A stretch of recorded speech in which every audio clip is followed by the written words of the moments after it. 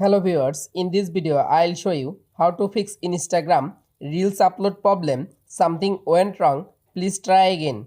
Or Instagram Reels, this has not been posted and this now save our draft.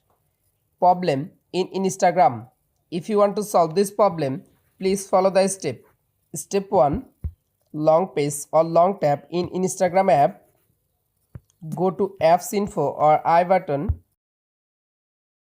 Click on storage. Again click on clear data.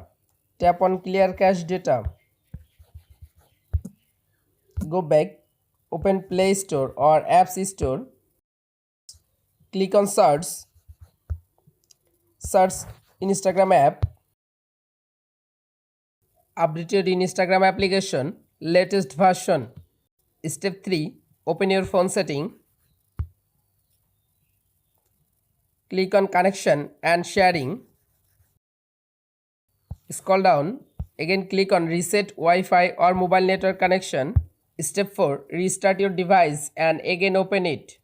You can follow all of the steps to fix Instagram Reels upload problem or Instagram Reels upload something went wrong problem solved.